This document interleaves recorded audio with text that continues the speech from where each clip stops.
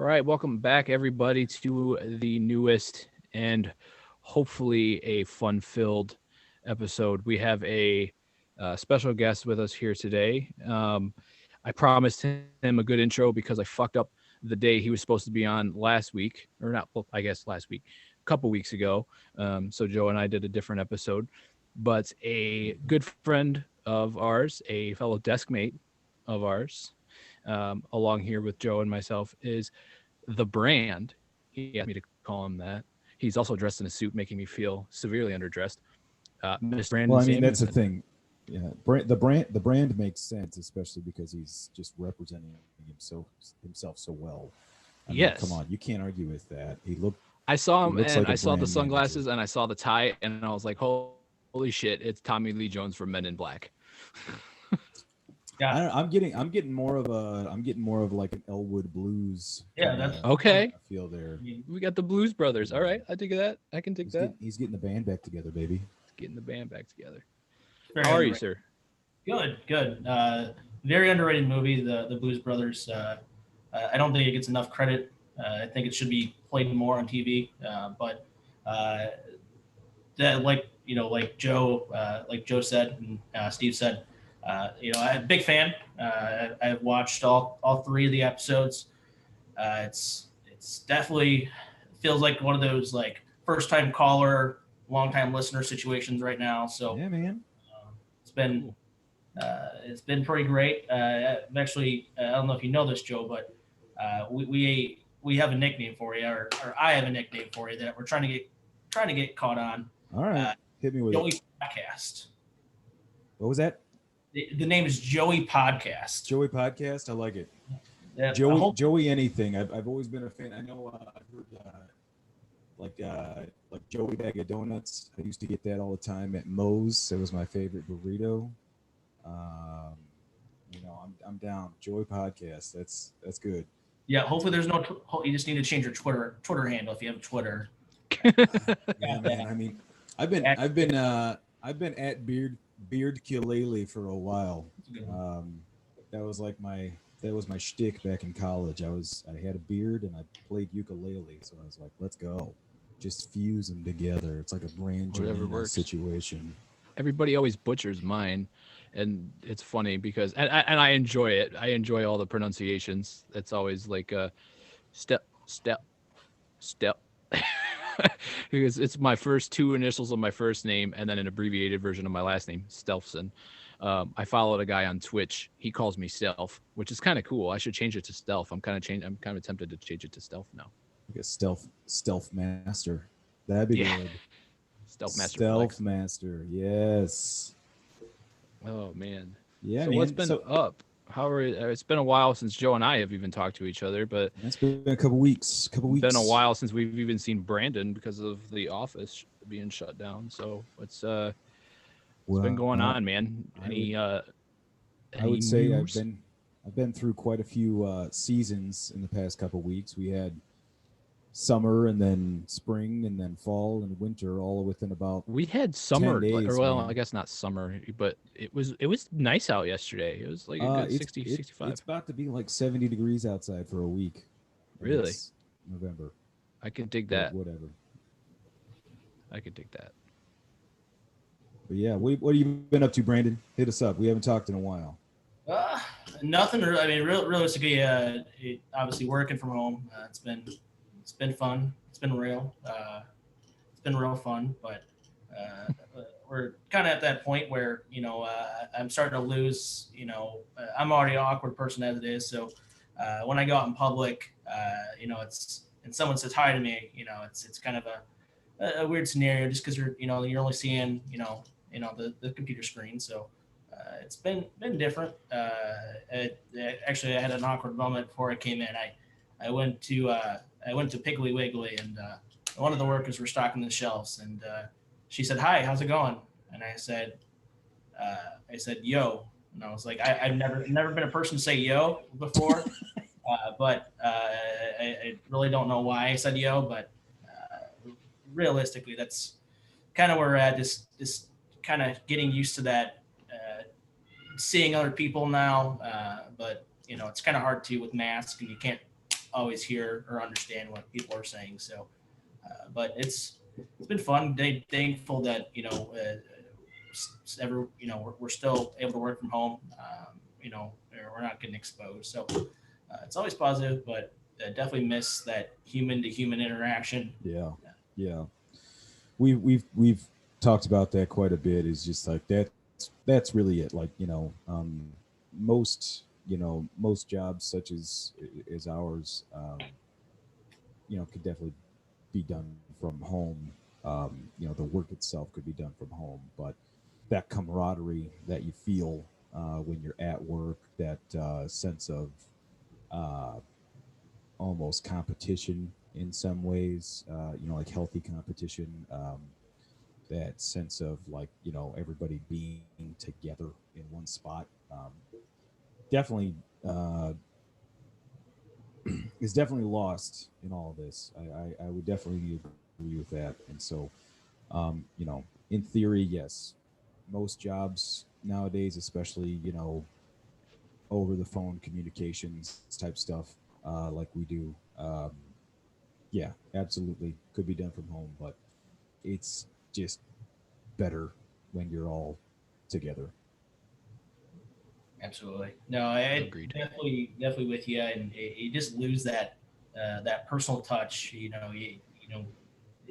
It's a kind of a blessing in a way though too, is because you know you don't really realize what's going on in the world until you go out to the grocery store, until you Right. go get gas, and you see people wearing masks, and you see people standing, and it is almost like it's like a different world.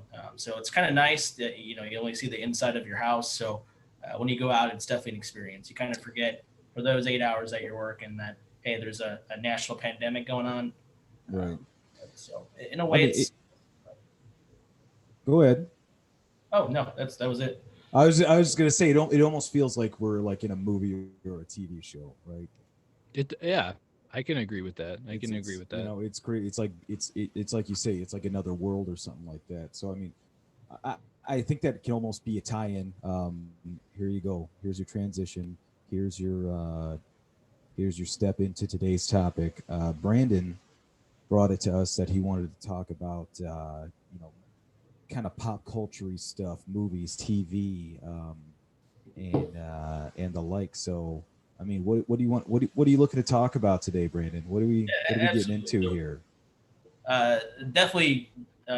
So this is episode 4. I've been like I said, a long time listener, first time caller. So I kind of actually prefer the number 4. It's a great number for me personally. Brett Uh, Favre. yeah, I'm a Green Bay Packer fan. So Ugh, Harvard's I always been gotta a kicker. go. I gotta get out of here. I do like the Cubs though. I hate this. I don't like the Sox. That's what we like to Glad. hear. All right. I'm really glad the Sox hired Tony La Russa. So Ah, just that was just kind of don't Right. get me on that. Instead of putting water on a dumpster fire, why not add gasoline? Right. Yeah, absolutely. It's the equivalent that I heard.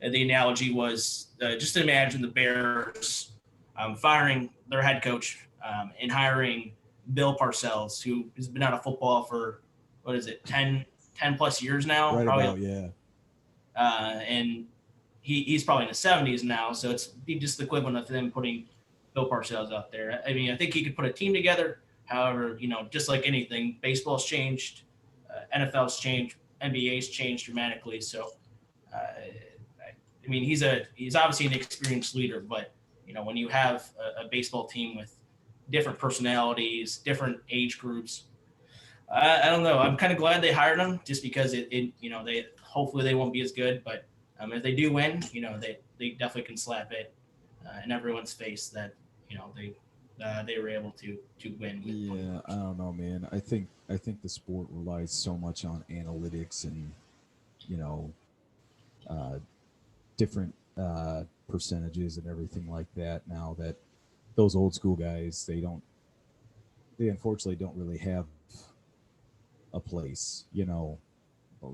It's almost. I just rewatched Moneyball for the first time in a long time, and that's kind of the feeling that I get with those old school guys now. Is just that baseball specifically, but I mean any sport, you're not really looking for those, that feeling as much anymore. You're looking for consistency. You're looking for numbers. You're looking at, that kind of thing. Analytics is the way of the game now. I mean, with as much, computer science as we have now, there's no reason not to. And so, yeah, I don't know. You guys are in for a treat on the south side. That's all. That's all I'm saying. I don't want to talk about this anymore. I was not happy. I was not happy. I mean, I understand the decision to hire somebody who's in the Hall of Fame. I can respect what he's done for the Cardinals, but I don't think his style of Brandon and I have had this conversation already. I don't think his style of managing fits the style of baseball that the White Sox play. And not only that, it's like you guys already said, he hasn't been in the league. He hasn't managed in the league in a decade. So, I don't know. I think there were better options out there that they could have went with. And I mean, yes, we need to focus on fundamentals of baseball, and the fundamentals of baseball never change, but Right. the style of the game changes. And the style of the game that the White Sox play is not the style of the game that the Cardinals in the early 2000s played. So, it's very different. I mean, who knows? Maybe I'm going to eat my words in a year and we'll have a World Series team. I doubt that's going to happen now. I think they had potential of that before, even with Renteria being a poor manager, but I don't know. We'll see. I guess that's just how I'm going to have to. I just don't like it, unfortunately. Yeah, I think the analytics. I think it's like 10 to 15. So managers, the analytics estimate that managers account for 10 to 15 wins a season, which realistically could make the difference between your team making the playoffs, and your team obviously being a 500 team. I mean, the White Sox are obviously on the cusp of that, and I think from watching baseball grow as the Moneyball period, as Joe was talking about. What I remember the Cardinals being, they're the biggest rival for the Cubs, is if someone got hurt or went on the DL, the next man up was just as good. That was the scary thing about the Cardinals, is it seemed like anytime you think they caught a break, Albert Pujols goes down or Yadier Molina goes down, they had a next man up mentality, and I don't know if they had a part in that, but. But I mean, that you could also make that argument for the 2016 Cubs as well. I mean, that team was, I mean, yeah, you had a couple. There was a ton of all-stars on that team, but the reason there were a ton of all-stars on that team is just because that team in general was just making so much noise. They were just working together as one cohesive unit. That's why almost the entire team ended up being at the All-Star game. And now if you were to take and place one of those guys on any other team, would they be considered the all-star that they are without the team itself? Maybe not. A few of them definitely, but I have that. I kind of apply that same Moneyball mentality to that 2016 team, is because like Brandon said, you could shuffle people around. You could put anybody at third base. You could put anybody at second base. You could put anybody in the outfield. We had, we were 3 catchers deep, and all 3 of them could, definitely do some stuff, including our first year manager.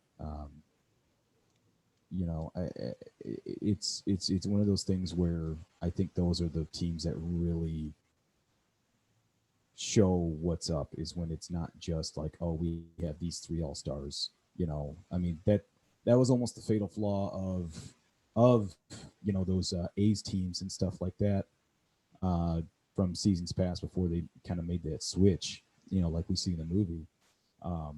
You've got the Bash brothers, Mark McGuire and Jose Canseco. Yeah, they're going to smack the hell out of the ball. They're going to put it out of the park. But what do you have beneath that? And so, I mean, it's kind of one of those things where I would much rather have a team of people who are putting up consistent numbers as opposed to, all-time greats or anything like that. I mean, the only time you get that is when you've got the money, like the Yankees have had. You get those murderers row situations of the past. And Can we just appreciate that the Yankees didn't make the World Series this year? Yeah, fuck the Yankees. I don't know. I mean, I'm going to be honest. Fuck the Dodgers too. It's great that I'm glad a National League team won. Happy, that's great, but also fuck the Dodgers. I really, honestly, after the White Sox went out, I really, really, really was pulling for the Braves. I really wanted to see the Braves. Like, there's no particular reason, just that the fact that they haven't been there in forever, and they made it really, really far, and they had a good chance of getting there.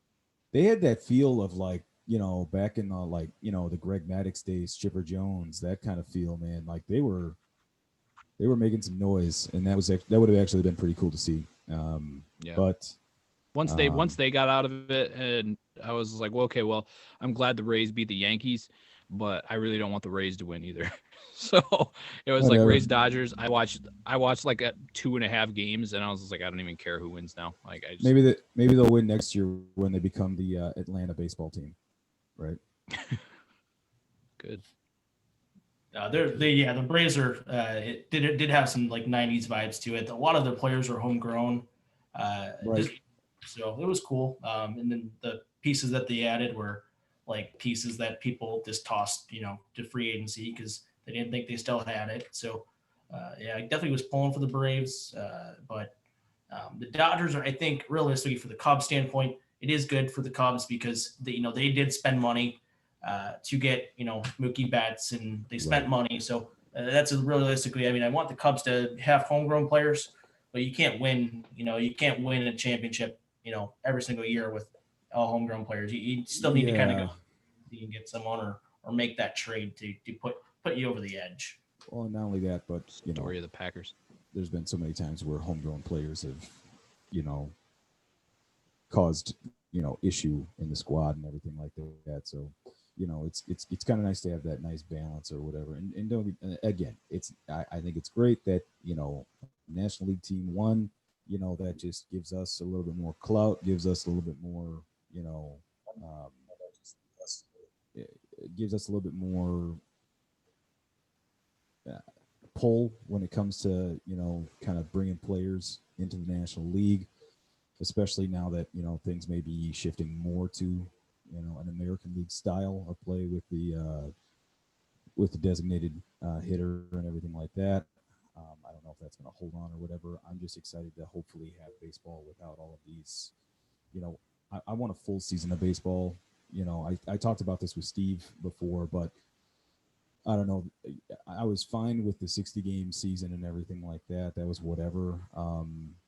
Something is better than nothing, but I really did not appreciate the bracket system that they put in place for that first round of playoffs, because it totally screwed us. In any other season, if the Cubs would have gone to the playoffs, they would have had a 5-game series, and it's just kind of annoying. And you and I talked about this too. We got stuck with 3 games instead of 5. Well, and then the thing too, like the NL Central and the AL Central were arguably the best divisions in baseball this year. Yeah. And all 3 of them were out in the first round. Yeah, the NL Central took 4 teams.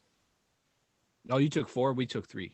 We took 4, yeah, because it was the Cubs, the Cardinals, the Brewers, and Reds. The Reds? I think the Reds made it in, yeah. Yeah, because we had the Twins, the Sox, and the Indians, and they all lost like in the first round. And then the same thing happened with the NL too. It was just like, I don't get it. Anyway. Well, I know we tripped and fell into a baseball hole. I know it happens all too often. I apologize to the listeners, but let's definitely right this ship. Let's get into this. Let's talk about some Netflix, and chill, baby. What are we doing? Yeah, absolutely. With quarantine, quarantine and chill.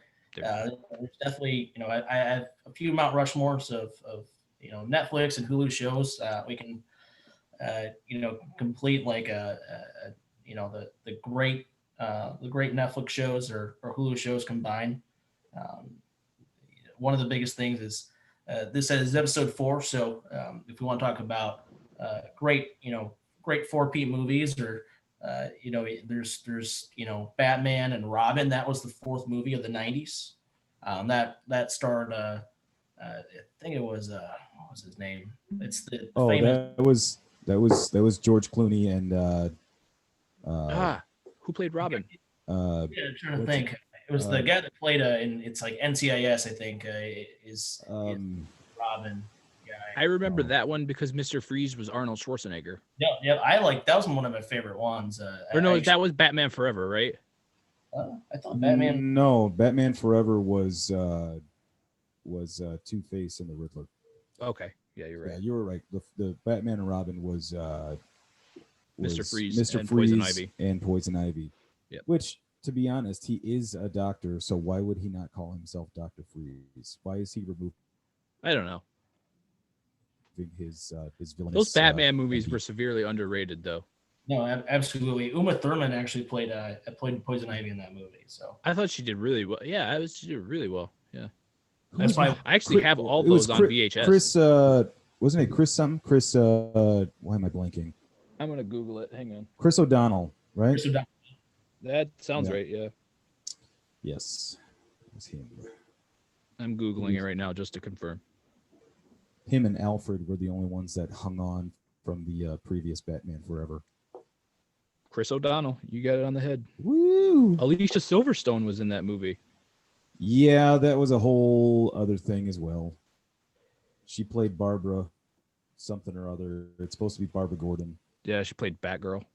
Batgirl is Barbara Gordon. They kept her first name, but they gave her a different last name and said she was like Alfred's niece or something like that. It was dumb. Then she tried stealing the who stole the Batmobile? Was that Robin? I think. That was in the first one. Or sorry, Batman Forever. Robin gets into the Batmobile. Right, you're right. Okay, I mix those two up all the time. Very similar. Here's my thing. I've always had a problem with those Batman Forever came before Batman and Robin, right? Correct. Okay. Initially, in the first 2 Batman with Michael Keaton, also good movies. Gotham was this like really like film noir, super duper like kind of hokey but dark city. Gotham was this. It had that like sense of whatever. It had this gothic this gothic feel, and it was it was kooky, but it was also kind of cool in its own right. And then all of a sudden you get into Batman Forever and Batman and Robin, and then Gotham is basically this like rave city where it's a big party town. Yeah, and everybody has a costume, even just like random people on the street are just costumed characters that I'm supposed to care about. No, too much. They were good though. I liked them. I agree with what you're saying. I think it's weird that how the setting changes so quickly, but especially like when in the early ones you got Penguin, like with this pale white skin and all and dark circles around his eyes. But that was Danny DeVito. Yeah, that was pretty good. But like I don't know, I just did not like the feeling of Gotham. I felt like they were probably charging like a cover charge at the if you watch the new series though, Gotham, like they went back to like the gothic feel. Yeah, I watched the first couple seasons of that, and I mean I probably should jump on Netflix and finish it. But it's not bad. I just finished it like 6 months ago. I fell out of sync with it. There's too many other shows, too many other things going on. I mean, if we're gonna get into talking about kind of Mount Rushmores of binging. Yeah, sorry, Brandon. We keep going off on tangents. No, you're fine. During quarantine, if we're talking binging during quarantine, like Mount Rushmore or whatever, I'm gonna probably put a vote in there for Schitt's Creek We Yep. have been. I've been wanting to start that. I haven't watched it yet. Dude, we've been destroying Schitt's Creek. It's so good and it's so funny. Yeah. Play on words. I'm sorry. That's funny. No, you're welcome. It's but it's just such a smart show.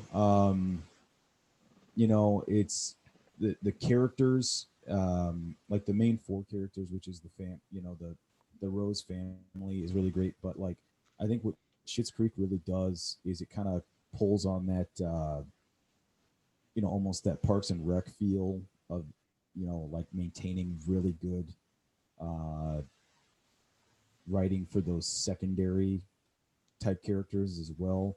Those like people throughout the town and everything like that, and giving them a chance to shine as well. And it's just, the comedy is super smart, but it's also got a lot of heart to it, a lot of feeling to it. So I mean, we've been watching Schitt's Creek like nonstop, and it's like 20-minute episodes, so you can literally sit down for an hour and throw down 3 episodes real quick.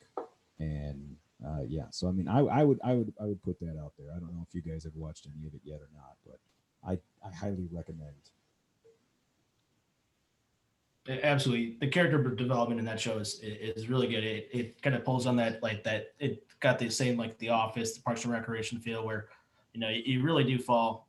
You really do like the secondary characters, and they grow on you. You may hate them at first, like my Mount Rushmore would obviously be The Office, but it kind of has that same feel where the secondary characters really grow on you. Like for instance, Creed was one of my favorite characters in The Office. His kind of role kind of developed as they went along. He got more speaking parts, and Kelly grew on me a lot. Ryan Howard, the original Ryan Howard, not the baseball player, grew on me too. So Daryl for sure grew on me. But it definitely one of those things where I definitely would say The Office is one of mine. What would yours be, Steve? As for I would say New Girl. I really like New Girl. That's solid. Really like Joe said, it's really easy to just sit down and get involved in it. Excuse me, sorry. But I don't know. My favorite character off New Girl would be Nick. I think is just because like he just says the almost off the wall thing sometimes. I haven't finished watching all of it yet. I think I'm in one of the last 2 seasons or so. That one was weird because it was on Fox for the most part, and then something happened and they ended up like going on hiatus for longer than a year, and they came back, and then they did I think Netflix did a final season for them. I love it though. It's there's no episode where you won't laugh. Like there's so much of the stuff. Like there was one now that I'm watching. I was just watching the other day. It's about Nick's book that he writes, and he's taking advice from high school girls. It's just like it's ridiculous. It's the plots of the episodes are so off the wall, but the characters are so good, and the character development, like you guys said, is really good too. So it makes you not only laugh, but you feel like you can relate to the characters.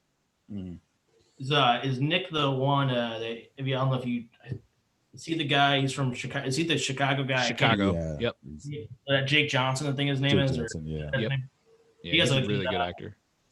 Hoops. He's got his own show on Netflix called Hoops. It's like a cartoon, so it's like it's like their version of sort of South Park, but it's like follows a high school basketball coach around. That's really funny if you guys check that out. It was just check it out. a month ago. It's one of those like 20 minutes, 8 episode type things. It's a good time killer.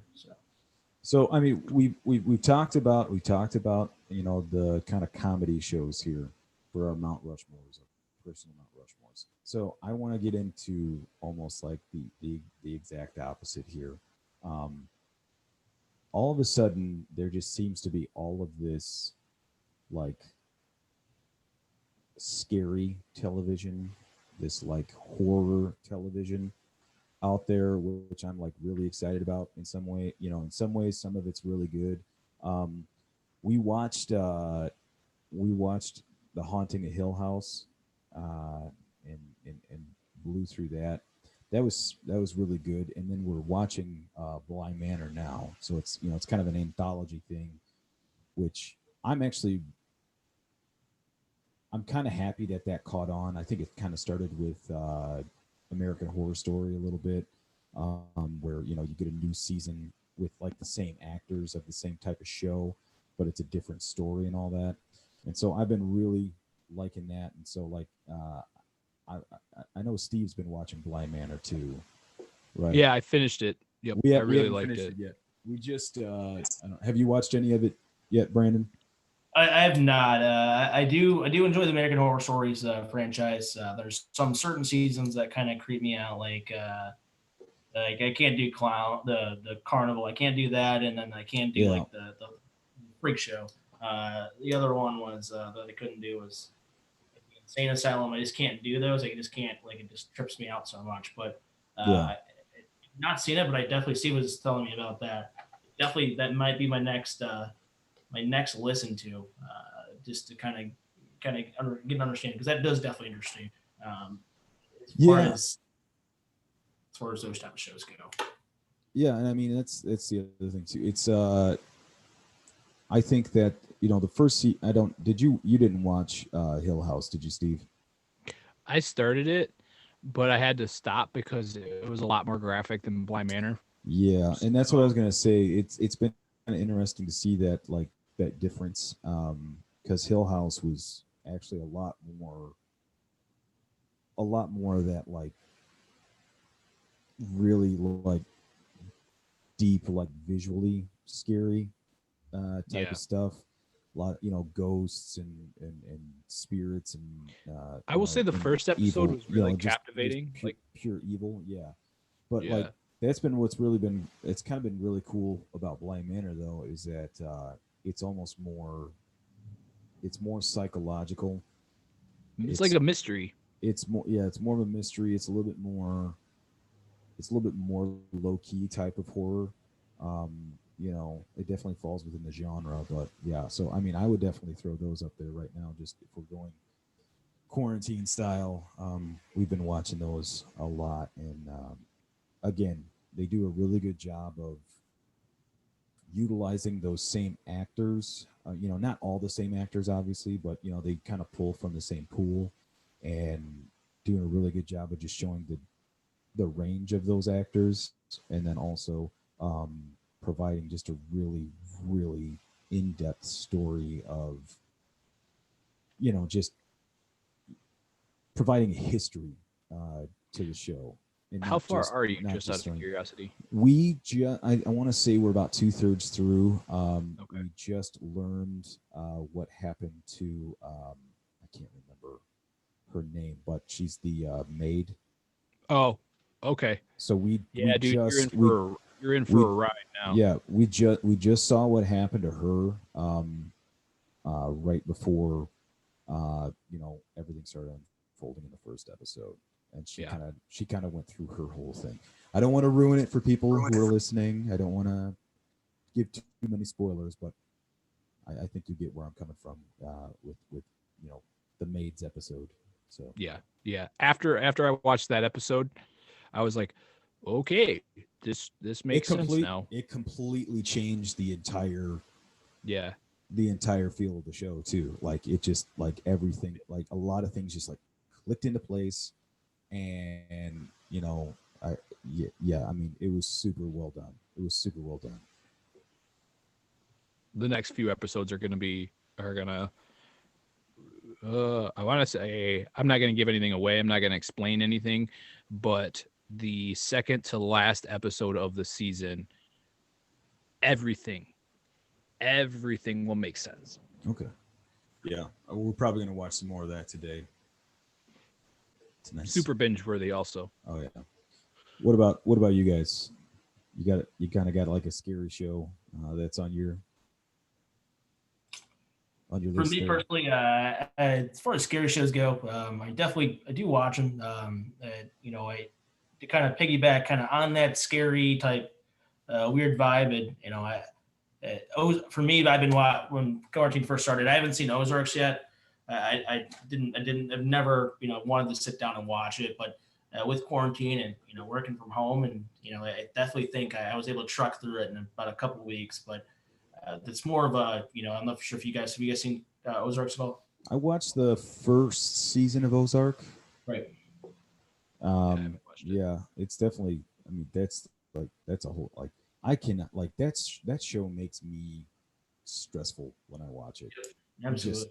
I'm just stressed out because and that's it's almost like got that Breaking Bad feel to it as well, things like that. Like every time one thing goes right and things seem to be working, all of a sudden there's a whole host of like new problems and new issues, and the stakes just keep rising. There's just more stakes and more stakes and everything like that. So like, yeah, I almost just felt like after I watched that first season, by the time the second season came out, I just wasn't ready yet because it was just so stressful to watch. Because it almost like it, and that's the other thing too, is like it's one of those shows that does a really good job of like making things feel so real. And when it feels real and it feels like I could actually like I could almost find myself in that situation or something like that, Absolutely. or kind of what I would do in that situation. Oh God, it just makes your heart beat faster. Absolutely, yeah. It's like it's one of those things where it really makes you like think, does that actually really go on? Is there really a drug cartel, in the Chicagoan area that does operate that way? And I'm sure there is. It's just like those like hidden things that's always interested me. So kind of off subject, but Las Vegas secret rooms, like those like secret floors in hotels and suites, and how you get up there, and what's going on there. That's all that stuff's always interested me. So that's why I do like Ozarks, because it's kind of sort of real life, and you get to kind of see like based on similar events. That those definitely shows are kind of where I'm at. What about you, Steve? Well, I mean, if we're talking horror stuff still, I haven't seen Ozark, so I'm not sure. I'm just kind of trying to get an understanding from what you guys are talking about. But if it's horror type, I'm not a big horror person in general. The fact that I watched The Haunting of Bly Manor is amazing to me because I like hate scary movies. But I actually enjoyed The Haunting of Bly Manor a lot. I think it's one of the better, if not one of the best shows on Netflix right now. I know Joe said it's part of the anthology. I started to watch The Haunting of Hill House, had to kind of take a step back after the second or third episode because I was like, okay, this is a lot more kind of creepy, like graphic type thing, where The Haunting of Bly Manor, like we were alluding to earlier, is a lot more makes you think like what the hell's going on. It's more of a mystery, and I think that's why I enjoyed it so much, because I enjoy reading mystery novels and I enjoy watching mystery movies. So I would say that's one of the better shows. If we're just talking in general, like sci-fi stuff, I like Doctor Who. I mean, that can have some horror type things involved in it. That's arguably my absolute favorite show. I am a Whovian until death and beyond. I'll invent a time machine before I die so I can go, So yeah, Doctor Who definitely up there for me. Yeah, I've been getting into a lot of the like sci-fi and fantasy stuff that Netflix has right now. I blew through and loved every episode of the Witcher series. I don't know if you guys watch The Witcher at all. It's on my list. Ooh, it's good. It's so good that it made me want to read the books, and so I'm like on the third book of the Witcher series. Like that show was so good, and it's kind of right along that sci-fi fantasy feel, and I would definitely put that up on my list. It's just Geralt of Rivia, baby. He's a badass, and he's just like slicing up monsters. Boom! It's so good. have to check that out. On that theme, What's that now? 3. So we got Mount Rushmore, right? We got one more. It's 4. On that theme, I'm taking a look at some 4-peat movies that have gone out there with the same type of theme. It's definitely hard for me to pick one because there's Sharknado. I've never seen those movies, but they made 4. They made, obviously, I think they made way more than 4 of those. The one that I kind of in the same realm of the current time is Return to Halloween Town. That was, I don't know if you guys have seen the Halloween Town movies as a kid. Oh yeah, I love those movies. That Return to Halloween Town came out in 2006, so quite the run for those movies.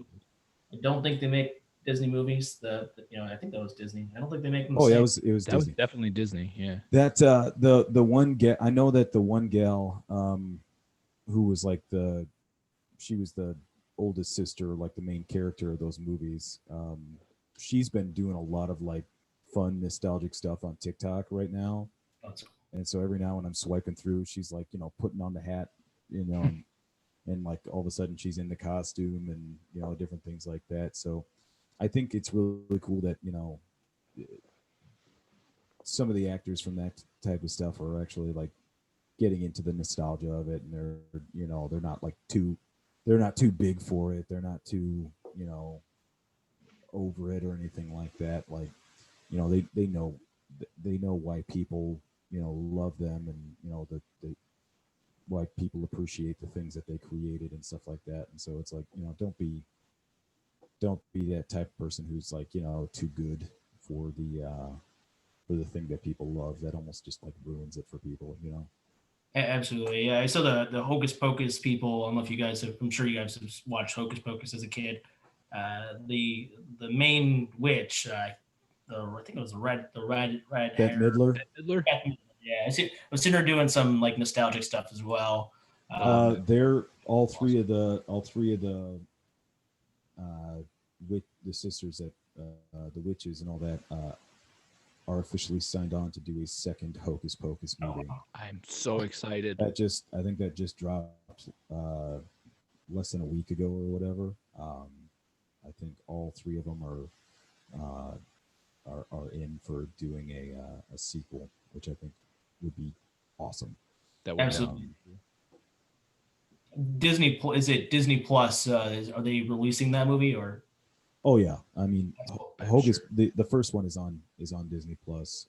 My wife loves those movies, and she's got Funko Pop figurines of the sisters that set up all year long and everything like that. So it'd be pretty cool to see a second movie at this point. I think that'd be pretty fun.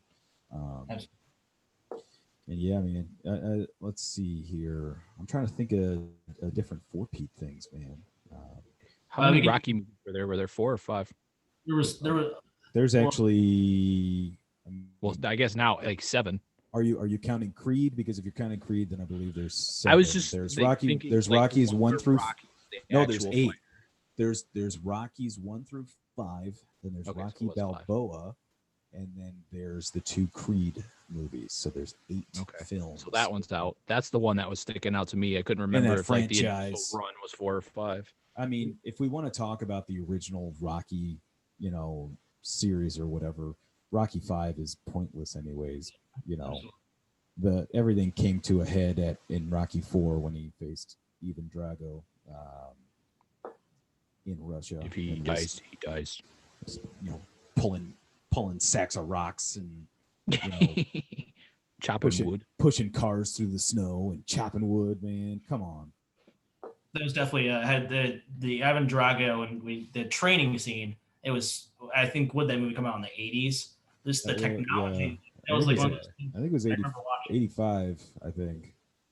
And they were still ahead of the curve. I think when I watched it for the first time, I was like, wow, they're like, I've never seen this technology before. I didn't even know that technology existed. And they're measuring like the pounds of force behind each punch, and they've got all the lights and buttons going when Drago's training and everything. Which is now an arcade game. Oh man, Oh, I forgot about that. It's one of the greatest Wisconsin traditions. Those I don't see them too much. I mean, probably won't with COVID anymore. Those box machines, I don't really see them in Wisconsin. Those and the breathalyzer machines, you see that up in Wisconsin. Yeah, I love seeing videos of people doing those those punching bag games or whatever, and they like miss the thing and go head first into the Right. bag. Yeah, or they take so, the 5-step run up and then they swing as hard as they can and they completely miss the bag. They're drunk and they just headbutt the thing. Yeah, that's pretty great. That's funny. I wonder how affordable those are. They would definitely be cool to put in like a man cave or a home bar, or even if you bought a bar, that'd be really cool. But put that right next to the golden tee golf ball. Yeah, I remember those. Those were fun. I think there's one at the bench warmers in Freeport. I believe. Oh yeah. Is there? Haven't been in there in a while.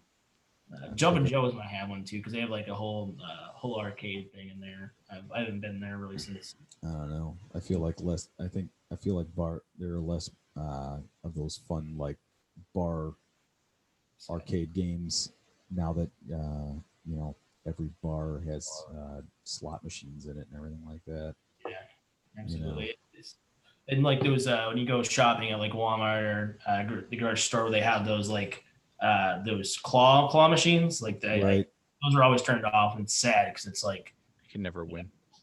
Yeah, I would never won anyway, but it was always like nostalgic just to kind of walk by and see those, and hopefully want to watch me lose $5 in 10 seconds. Like for a probably 33-cent toy that they paid, and that they paid and put it in there.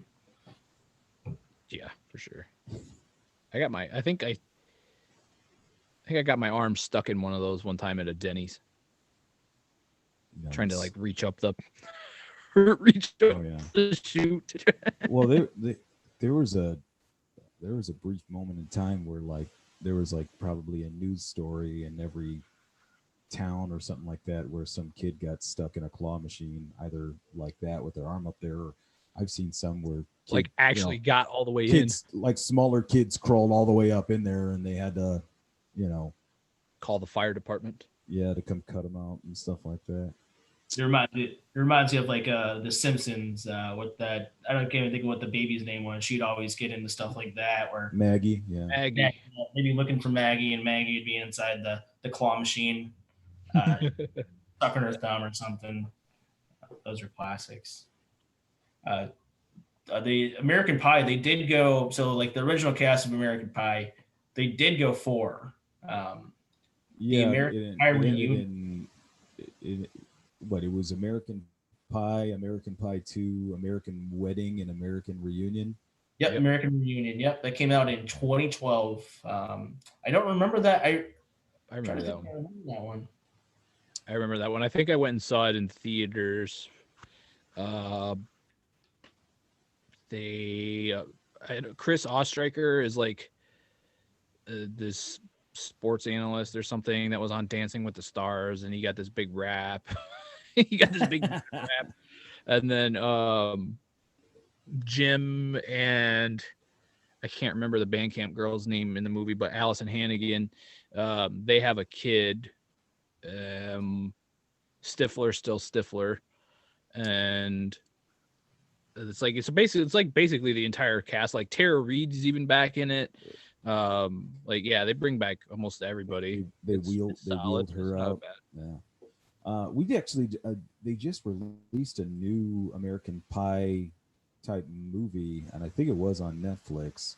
Yeah. We just watched that one, and I was kind of like an all female, and there's like a female Stifler. There's like the nerdy Jim character, sort of like Jim, but that's definitely. Some of those are kind of wacky. The ones that you can only do it so much. But the girl, I do like the all female cast. This newest one, it actually wasn't terrible. Like some of the other ones were, but the only thing that kind of let me down is that Eugene Levy didn't show up as Jim's dad, and I was just I haven't seen it yet. Oh man, come on! You couldn't secure that. He's like the ultimate American Pie character. Like, and he's the one that always like tied all of the Yeah, all of like those the band camp one. He's the band those camp extra director. all those extra movies together, as well as like Jim's dad was always there. I think I think Beta House, or I think it's called Beta House. He was in Beta. I remember that one because he was like a Beta House legend. Yeah. Yeah. I remember that one. So man. But yeah, I would if you got the time, jump on there and watch that new one that came out. If you're looking for just like a movie that doesn't require any thinking, and you just want to watch a kind of a goofy film, go ahead and watch that one. It wasn't terrible, and that's probably the best rating that you can give all of these like extended universe American Pie films, is that it wasn't terrible. Definitely. Nostalgia. That's really, I mean, there's not, I mean, it's usually pretty bad when movies do go to 4. Movies that I'm glad that didn't go to 4 was Spider-Man 4. I'm glad they didn't make a 4th one with Tobey Maguire. Yeah, the whole dark Peter Parker dancing down the street thing kind of put the glad they didn't make that. Glad they didn't make a 4th Hangover. Those are Hangover. I think if they would have left the Hangover as the first original one, let me down too. It was the third movie was not as like focused on the comedy as it was just like trying to be a crime drama. Yeah. I'm glad they didn't make a 4th Mighty Ducks. I'm glad they stopped at the 3rd one, because I think if they went to a 4th one, they would have probably. Well, you better not watch Disney Plus, because I'm pretty sure they're bringing it back. Oh man. They better do something good with like the original cast then. Well, I know that I'm pretty sure Emilio Estevez is signed on, from what I saw, from what I read not too long ago. Whether any of the other Ducks are going to be in, that's to be seen. I'm assuming what it would most likely be is like all of the Ducks have kids now around the same age, and Emilio Estevez is going to be their coach or something like that. Right. It's going to be like that's really the only like story that I could see coming out of that at all, is just because all of the original Ducks are older than us, and Kenan Thompson. Back to Bash Brothers. Yeah, Kenan Thompson was in that movie. I think he's in his 40. He's in the second and third one. Yeah, second and third one. Yeah, because he was on the Olympic team. How he came in. Yeah. And then what's his name from Dawson's Creek? Josh something? I don't know. He was on He was Pacey on Dawson's Creek. I remember that. I know the character that played Goldberg like got hardcore into drugs and is recovering now. Like Goldberg. Yeah, Goldberg. Yeah. He's good now, but he was pretty out there for a while. One of the characters that my mind was blown recently, probably, I don't know when I found out about this, but the Sandlot, the guy from the Sandlot was also in the Mighty Ducks films as well. I didn't realize it as a kid. Which one? The main character that played Smalls? No, he's in the second and third films, I believe. I'm trying to find it here. Trying to think. But one of them's running for one of them's like running as like an independent, I believe. The guy that played Banks, I believe I saw that. The Banks character that was on the rival team, and he got shipped to. Yeah, went over to the that was the first one, right? Yeah, he was in that was in the first one. I was like the hash brownies one, and I think it was like the second one where they give them hash brownies, and it's like cow manure. That was one of my favorite parts as a kid. Oh man, what was the? I'm trying to. I know his. So I found his name. His name is Mike Vitar, Vitar. He was in I'm trying to figure out what his name. I'm trying to figure out what his name was in the movie. Jet Rodriguez. Benny the Jet. Oh, Benny the Jet. Okay. Oh yes, he was in the second. Okay, he was in the second. Oh, he was Luis. He was Luis. He was the one. He was the guy that couldn't stop. Couldn't stop. Yeah, he was the fastest skater. That makes sense. I was trying to think. I was like, because I remember like when they have the cans, like they put the tower of the cans on the ice, and he just slides through them all the time. Yeah, I didn't realize that. It's pretty cool to tie in like between. Yeah, I didn't know that either. That's neat. I'm sure he gets a bunch of what do you call those when your movie plays on TV? You get a package, or it's not called stimulus package, but residual. Oh, he gets residuals. Yeah, he gets residuals big time. Either that or his parents do, most likely, because all those child stars, their parents are always like doing them dirty. The last thing I got here on our list is famous number 4. So if we're talking sports, we kind of touched on baseball briefly. I'll tell you the greatest number 4 in Chicago Bear history, since you're a Bear fan, Joe. Jim Harbaugh was number 4 for the Bears. Yeah. Jim Harbaugh played for the Bears? Yeah, baby. I didn't know that. You know who else was a Bear quarterback for about 5 seconds? Doug Flutie, baby. Doug Flutie. Cordell Stewart was the Boston Bomber, baby. I didn't know that. That's awesome. Yeah, he was. Doug Flutie got picked up by the Bears for a hot second and was a starting QB in that '86 season when Jim McMahon got hurt. When did Jim McMahon go to the Packers? Because I know he played for the Packers for a while too. It was after that point. I think he retired. Yeah, it was like the '90s. But yeah, Jim Harbaugh, baby. Yeah, I briefly that they don't typically use a number 4.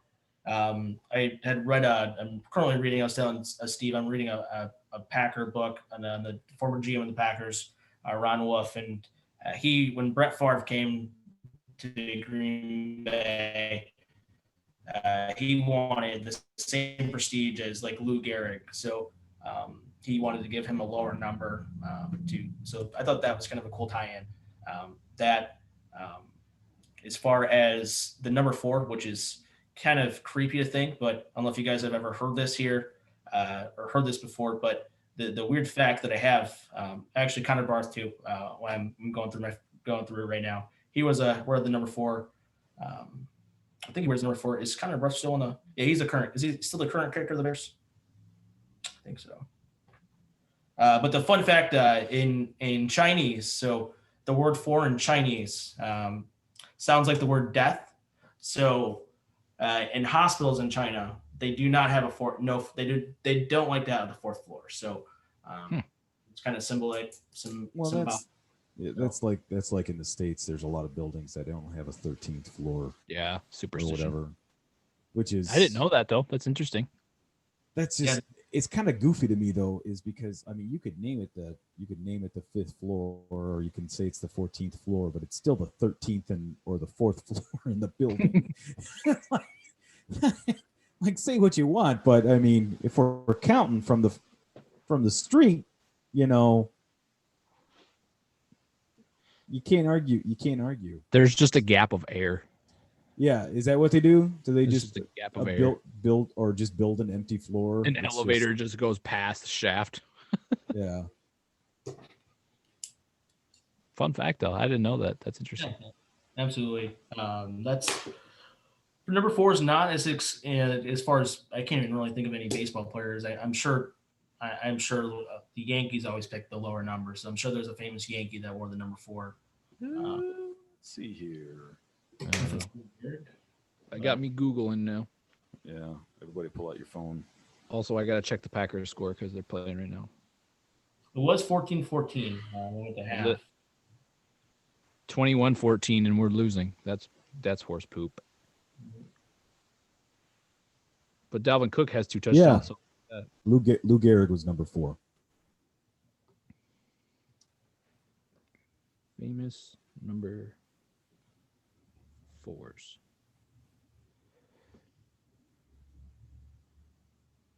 Was Charles Barkley number 4? No, he was number 34. Are you sure? Yeah.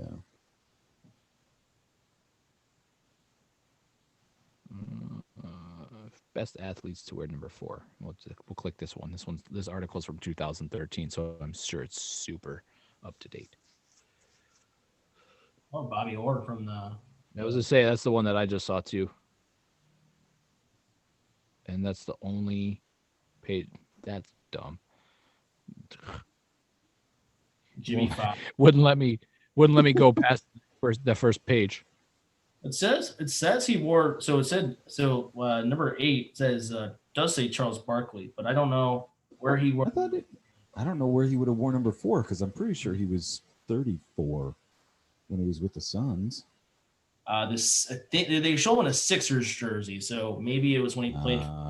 Did he get drafted to the Sixers?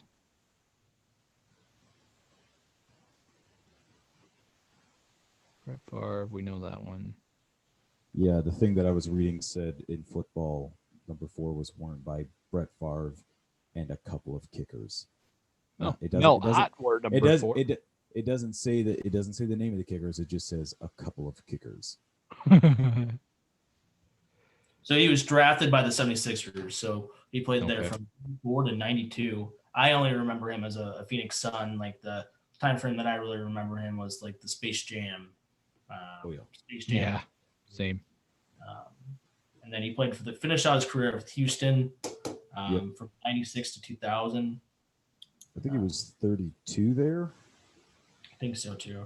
Yeah. So his numbers were 34, 32, and 4. So you're dead on. Okay, here's a respectable kicker that wore number 4, Adam Vinatieri. Oh yeah, still going. Still going. Still going. He's Still wearing 4? Oh yeah, he's worn the same number forever. I want to say, is he the oldest kicker in the league right now? I think so. Yeah, I believe so. I think his career started in 1995. So that was before. I believe that was before. No, it wasn't before Brett Favre, but in the same time frame, it was before Peyton Manning. Had gotten the league. Well, because he played for the Patriots when they won those 3 Super Bowls. When they played the Rams, they played the Eagles, and who was the other team? Seahawks. Did they beat the Seahawks? I believe they played Matt Hasselbeck in one of the Super Bowls. Yeah, that sounds right. I think what happened was Mike Vanderjagt. He was for some reason, because he had a same V as the last name. I think what happened was they did a swap. Like Vinatieri's contract was up and they weren't going to re-sign him, so they're like, okay, let's get Mike Vanderjagt, in here. And he, from what I read and what I've seen, that Mike Vanderjagt was not a good player to play with. But yeah, Adam Vinatieri, completely forgot. Now that we're getting into talking about kickers, I think it might be time for me to leave. I don't like the discussion of kicking when it comes to football. Kickers are you referring to the double doink? Yeah, I'm referring to the time when there was not one, but less than 3 doinks. Or is it? Well, I mean, to be fair, I think that might be a trend between the Vikings and the Bears, because the Vikings had some bad luck in the playoffs a couple of years ago and shanked a couple field goals that should have been made. But double doink, I'm for sure. I'm sure that probably wouldn't have been like a big publicized thing if Chris Collinsworth wouldn't have used the term double doink, because now it's just ingrained in everybody's mind. Like, it's going to be on NFL Follies in 10 years. Oh yeah. Do they even make that show anymore? Did anybody ever watch that? I used to watch that all the time. So they don't do it. They do a YouTube one, but I don't think it's made by the same people. That was a fun show. They used to show like all the ones from like the 70s and stuff. Like, it was like all the sports bloopers and stuff like that. Yeah, that was always fun. those DVDs that you'd see like the sports bloopers, like 50 greatest sports bloopers of all time, and Yeah, I'm gonna show some age here. We actually had the VHS tapes of greatest sports bloopers of all time. That's awesome.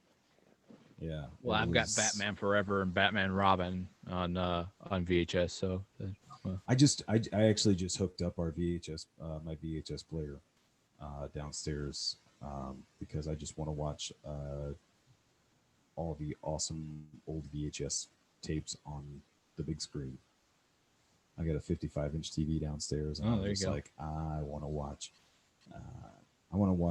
Jurassic Park on VHS on a giant screen. That'll be fun. That'll be cool. And not only that, but also what inspired me to like also find a VHS player is I was at a secondhand store or whatever. I actually think it was the Voices bookstore in Freeport. Oh. And they have VHSs there, and I ended up finding VHS copies of the original Star Wars trilogy. Wow! So starting with number Star Wars 4, if we're sticking with that trend. Yeah, I would say if we're staying. And then all the way to number 6. So I found those on VHS, and so they're before all of the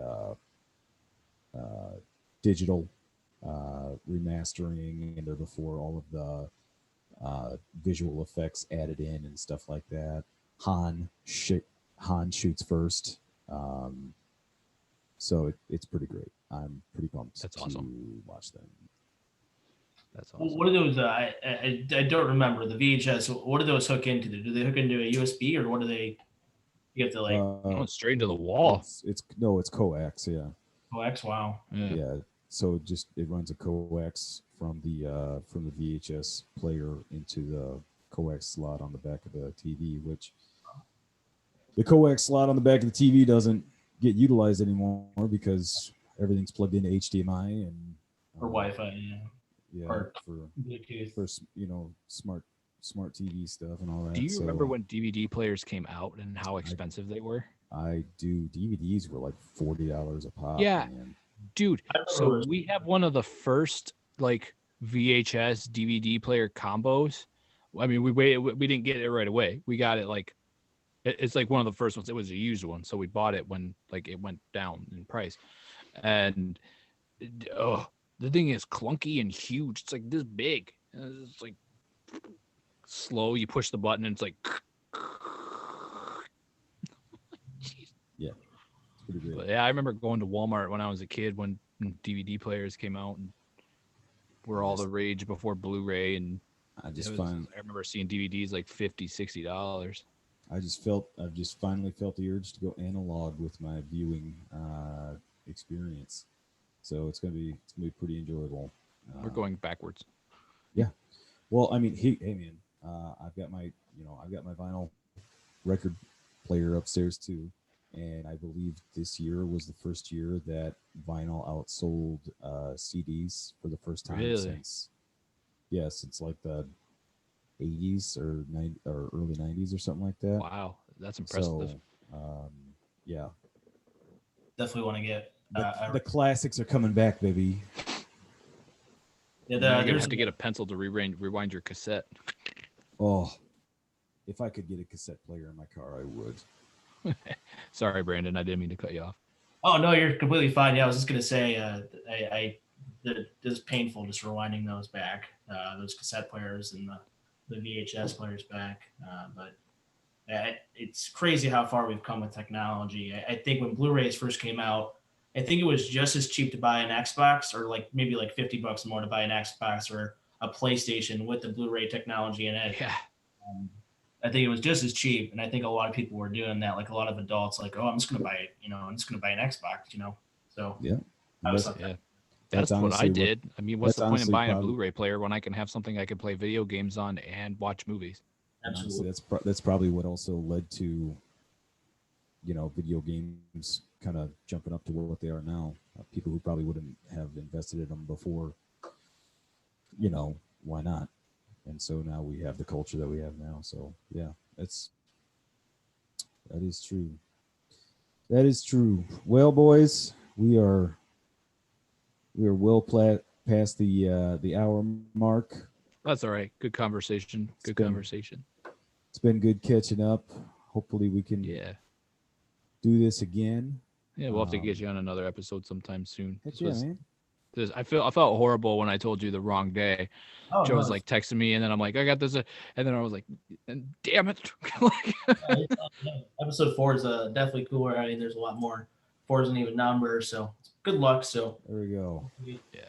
Well, I appreciate you for showing up today, Brandon, and looking just so dapper as you do. Yeah. Yeah, thank you for honestly supporting this from the dump too, because you were one of the first people that reached out to me, and was like, you're like, dude, that's awesome. I'm so glad you're doing this. I'm for sure gonna follow and listen. So we definitely appreciate you supporting it and coming on. Like Joe said, it really means a lot. We'll definitely have to have you on again and have another fun topic in time. I should have used my Robert Goulet voice for the intro, so I'm sorry. But yeah, and to everybody listening, thank you for tuning in. If this is your first episode, please go back on Spotify, YouTube. We're there, Deskmates Podcast. If you have suggestions, you want to reach out, email us at deskmatespodcast@gmail.com. We're always looking for people to have on, people to talk to, stories to share. Just want to reach out and say, hey, I like what you're doing. We appreciate that too. Yeah. Where else are we, Joe? Facebook? Facebook, Instagram, all that stuff. Desk Makes Podcast. Look us up. Hit us with a like. Hit us with a share. Hit us with a listen, of course. And yeah, we'll catch everybody later. All right. Thank you again, Brandon. Thanks, Brandon.